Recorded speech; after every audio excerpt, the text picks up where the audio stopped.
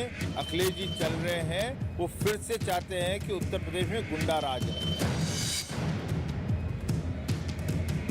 जब सरकार के पास कोई बात गिनाने को नहीं है, कोई काम गिनाने को नहीं है, तो हमारी लिस्ट पर सवाल खड़ा कर रही है। ख्याल है कि आजम खान साहब अगर जेल में हैं तो उनका इलेक्शन कमज़ोर होगा, ऐसा नहीं। हिंदुस्तान की बुराई करते हैं, पाकिस्तान की जिंदाबाद बोलते हैं। लिस्ट नहीं है, अपराधी वही है।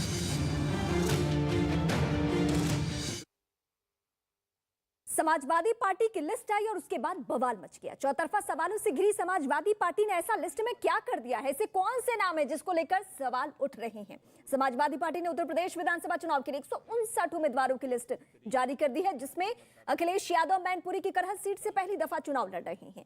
वहीं एसपी सांसद आजम खान, जो कि सलाखों के पीछे कैद हैं, उन्हें रामपुर से पार्टी ने टिकट दे दिया है, टिकट थमा दिया है। आजम खान के बेटे अब्दुल्ला की बात करें तो उन्हें रामपुर की स्वार सीट से समाजवादी पार्टी ने उम्मीदवार बनाया है। अब्दुल्ला हाल ही में जमानत पे जेल से बाहर है। अब्दुल्ला आजम खान 2017 में विधायक बने थे, लेकिन फर्जी दस्तावेजों के चलते उनकी विधायकी रद्द हो गई थी। साथ ही जेल भी जाना पड़ा। वहीं बीजेपी छोड़कर समाजवादी पार्टी में शामिल होने वाले धर्म सिंह सैनी को नकुड़ से उम्मीदवार बनाया गया है, जबकि नाहिद हसन को पार्टी ने कैराना से उम्मीदवार बना दिया है, जो इस वक्त सलाखों के पीछे हैं। समाजवादी पार्टी ने 159 उम्मीदवारों की लिस्ट में एम और वाई फैक्टर भी उनका नजर आ रहा है। लिस्ट के हिसाब से 31 मुस्लिम उम्मीदवारों को मौका मिला है, तो 20 यादवों को टिकट दिया गया। इस लिस्ट पर बीजेपी ने समाजवादी पार्टी को घेर लिया और आरोप लगाया कि लिस्ट नई है, लेकिन अपराधी वही है। समाजवादी पार्टी गुंडों की पार्टी है, वो सिद्ध भी कोई कर रहा है तो अखिलेश यादव ही कर रहे हैं। जिस प्रकार से टिकट वितरण कर रहे हैं, जिनको बेल नहीं मिल सकती, सुप्रीम कोर्ट रिजेक्ट कर रहा है, आजम खान उनके बेटे हो, उनको भी वो टिकट दे रहे हैं। ये साफ हो रहा है कि जिस दिशा में अखिलेश जी चल रहे हैं, वो फिर से चाहते हैं कि उत्तर प्रदेश में गुंडा राज रहे। समाजवादी पार्टी ने 2012 में जो लूट योजना की नींव रखी थी, जो गुंडागर्दी का एक नींव रखने का काम किया था, उसका स्पष्ट स्वरूप आपकी सूची के माध्यम से दिखाई पड़ता है। भारतीय जनता पार्टी ने आज ही ये सवाल मीडिया के माध्यम से किया था कि समाजवादी पार्टी के जो कैंडिडेट हैं उनके बारे में सूची न जारी करके चुपचाप दे रहे हैं, क्योंकि उनकी जो सूची है जारी होते ही प्रदेश में तहलका मचेगा। लोग समझेंगे कि ये नई सपा नहीं, वही सपा है। और सबसे बड़ी बात क्या है, लिस्ट नई है, अपराधी वही है। लिस्ट जारी होने के बाद से बीजेपी आरोप लगा रही है कि समाजवादी पार्टी ने दंगा राज, गुंडा राज, भ्रष्टाचार की ब्रांड एम्बेसडर की सूची जारी की है। समाजवादी पार्टी की लिस्ट देखें तो कैराना से जेल में बंद गैंगस्टर नाहिद हसन को टिकट दिया गया है, अभी वो जेल में है, जबकि मेरठ से आपराधिक छवि वाले रफीक अंसारी को चुनावी मैदान में उतारा गया है। इसके अलावा आजम खान को रामपुर से टिकट दिया गया है। वो फरवरी 2020 से जेल में बंद है। उनके खिलाफ लगभग 100 आपराधिक मामले दर्ज हैं। आजम के बेटे अब्दुल्ला आजम खान को स्वार टांडा से टिकट मिला है, जो हाल ही में जेल से बाहर छूटे हैं। कैराना सीट से समाजवादी पार्टी ने नाहिद हसन को मौका दिया है। नाहिद हसन गैंगस्टर एक्ट में जेल में बंद है और सबसे ज्यादा जो सवाल उठ रहे हैं वो नाहिद हसन के नाम पे। उत्तर प्रदेश के डिप्टी सीएम केशव प्रसाद मौर्य ने ट्वीट किया है। उन्होंने लिखा है, सपा प्रत्याशियों की सूची आते ही अखिलेश यादव आप जनता से जो छिपाना चाह रहे थे, मजबूरी में वो जनता के सामने प्रस्तुत करना पड़ा। ये सूची नहीं, अपराध, दंगा, भ्रष्टाचार की बंद फैक्ट्री शुरू करने का संदेश है।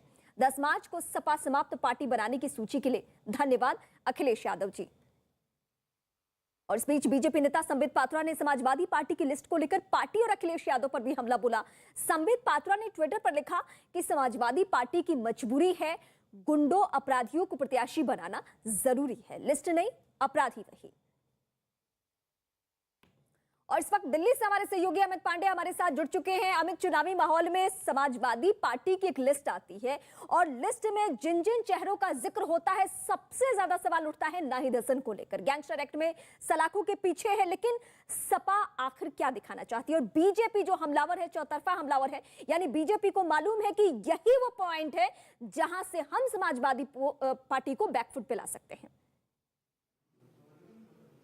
देखिए कमोवेश, कल से हम देखें जब से समाजवादी पार्टी की ये लिस्ट जारी हुई है, पूरी की पूरी सूची जारी हुई है रीमा, इसमें इसकी फोटो हम तमाम बीजेपी नेताओं के ट्विटर हैंडल से देख रहे हैं और इसका जिक्र भी हम उनके बयानों से देख रहे हैं। मतलब साफ है कि लिस्ट में जो नाम है उनके नाम का हवाला देकर बीजेपी हमलावर होना चाहती है समाजवादी पार्टी पर, की जो कि उनका मुख्य प्रमुख विपक्षी दल है। और चाहे नाहिद हसन हो, चाहे आजम खान हो, चाहे उनके बेटों हो, या फिर 2 से 3 नाम और हैं, उन सारे नामों का सिलसिलेवार तरीके से जिक्र कर रहे हैं बीजेपी के शीर्ष नेता और कह रहे हैं कि ये लिस्ट आखिरकार कैसी है। तो कल जब ये लिस्ट जारी होती है, बीजेपी का ये हमलावर जारी होता, हम ये उम्मीद कर सकते हैं आने वाले दिनों में ये लिस्ट बीजेपी जगह जगह अपने चुनाव प्रचार अभियान में इसका जिक्र करेगी और इसके नाम के सहारे जनता से संवाद करेगी। बिल्कुल अमित पांडे, हम देख रहे हैं उत्तर प्रदेश के बड़े चेहरों से लेकर जो दिल्ली के तमाम बीजेपी के बड़े चेहरे हैं वो ट्विटर पर सक्रिय हो चुके हैं। इस बीच समाजवादी पार्टी ने भी पलटवार किया है और दावा किया है कि यूपी में बीजेपी इस बार सरकार नहीं बना पाएगी, इसलिए इस तरह के आरोप लगा रही है। समाजवादी पार्टी ने दावा किया कि 159 उम्मीदवारों की लिस्ट में सभी धर्म और जातियों को बराबर जगह दी गई है। भारतीय जनता पार्टी डरी हुई है और वो जान रही है कि उसका सुपड़ा साफ होने जा रहा है। ये भाजपा जब सरकार में थी तो पिछड़ों का आरक्षण छीना, दलितों का आरक्षण छीना, दलित बेटियों पर अत्याचार करने वालों को राष्ट्रवादी बता रहे थे, सारे विभाग लूट लिए। कोरोना महामारी में जिस सरकार ने बेईमानी कर ली हो, आज जब सरकार के पास कोई बात गिनाने को नहीं है, कोई काम गिनाने को नहीं है, तो हमारी लिस्ट पर सवाल खड़ा कर रही है। अगर ऐसा है तो चुनावी मैदान में उतरा जाएगा। उम्मीद तो यही करिए कि वो चुनाव से पहले आ जाए। और रामपुर शहर की जहां तक बात है, ये वो विधानसभा सीट है जहां नारा लगा था आजम बनाम वजीर आजम, तभी आजम साहब जीते थे। अगर किसी के दिल में ये ख्याल है कि आजम खान साहब अगर जेल में हैं तो उनका इलेक्शन कमजोर होगा, ऐसा नहीं। और अमित पांडे इस वक्त मेरे साथ दिल्ली से जुड़ चुके हैं। अमित, ये चुनावी सच्चाई है और उत्तर प्रदेश की सियासत पे जो भी समझ रखते हैं या जिनको भी दिलचस्पी है उनको बखूबी मालूम है कि समाजवादी पार्टी अगर यहां तक आगे बढ़ी इस सफर में तो सबसे ज्यादा काम किया MY फैक्टर। क्या इस MY फैक्टर में M को खुश करने का यही तरीका मिला है कि जो जो लोग सलाखों के पीछे हैं उनके नाम पे सिंपैथी वोट लिया जाए और ये कहा जाए कि इन्होंने कोई गुनाह नहीं किया है, इनको जबरदस्ती या किसी भी बुरे तरीके से इन्हें फंसाया गया है, जैसा आजम खान को लेकर बार बार हो रहा है खुलेआम?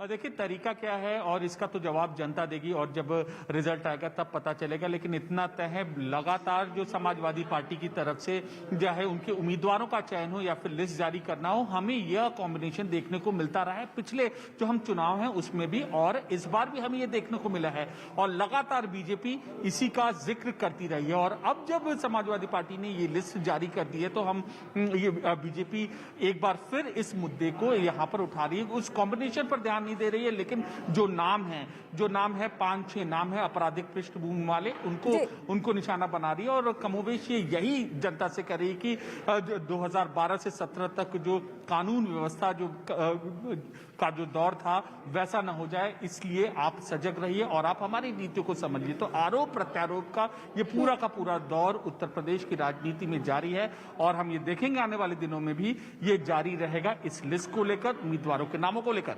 चलिए मैं एक बार फिर आपके पास लौटती हूं, लेकिन इस बीच दर्शकों को हम खबर भी अपडेट कर दें। एनडीए के पहले मुस्लिम उम्मीदवार हैदर अली के खिलाफ समाजवादी पार्टी ने आजम खान के बेटे अब्दुल्ला आजम को मैदान में उतारने का ऐलान कर दिया है। हैदर अली को एनडीए की सहयोगी अपना दल ने स्वार सीट से उम्मीदवार बनाया है और इसी सीट से आजम खान के बेटे ने अपना पहला विधानसभा चुनाव जीता था। एक बार फिर इसी सीट से समाजवादी पार्टी के टिकट पर वो अपनी किस्मत आजमाने वाले हैं।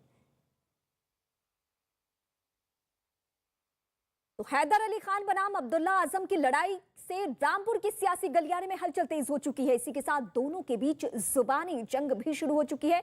देखिए हैदर अली खान वर्सेस अब्दुल्ला आजम।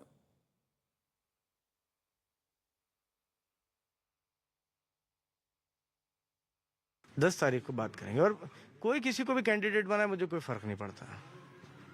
ठीक है ना, मैं ये देखता हूँ मुझे पब्लिक के लिए काम करना है, पब्लिक अपना जवाब 10 तारीख को देगी। तमाम जितनी भी मीडिया ने इंटरव्यू लिए उसमें एक बात कही कि जो मेरे वालिद का सियासी कद है, क्या उसमें ये मुमकिन है कि मुझे अगर 17 में टिकट मिलता और 22 में टिकट ना मिलता, और ना मैं किसी ऐसे परिवार से हूँ जिसने कभी ना तो विधायकी देखी हो ना सांसदी देखी हो, पढ़ा लिखा हूँ और ये जानता हूँ कि बहुतों की नज़र मेरे ऊपर है। तो मैं सिर्फ विधायक होने के लिए या सांसद होने के लिए तो फोर्जरी करता नहीं। और जो जन्मतिथि मैंने बताई थी वो तब भी सही थी और आज भी सही है। इसीलिए माननीय सर्वोच्च न्यायालय ने चुनाव के आदेश पर रोक लगाई थी। अब्दुल्ला आजम कोई हुआ है एक, क्या है अब्दुल्ला आजम? उन्होंने 17 में जो चुनाव जीता था तो सरकार और प्रशासन के दबाव में जीता था। उनके यहाँ एक सीओ था जो एसपी से ज़्यादा पावर रखता था। खाने सपा सरकार में लोगों को घर से बेघर किया है, लोगों के घर तोड़े हैं, लोगों का रोजगार छीना है। और आज की डेट में अगर उनके बेटे रो रहे हैं तो वो सिर्फ यूँ रो रहे हैं क्योंकि उनके ये एक ड्रामा है। आजम खां भी नौटंकी ड्रामा करते थे, रोने धोने का। पब्लिक हर चीज समझ रही है। पब्लिक की कोई जनहित की लड़ाई में तो नहीं गए हैं। अपनी जेबें भरी हैं, करोड़ों की संपत्ति इकट्ठा करी है, अवैध तरीके से लोगों की जमीनों पे कब्जा किया है, गुंडाई करी है, बदमाशी करी है, उसमें जेल गए। कोई आजादी की लड़ाई लड़के थोड़ी ना जेल गए।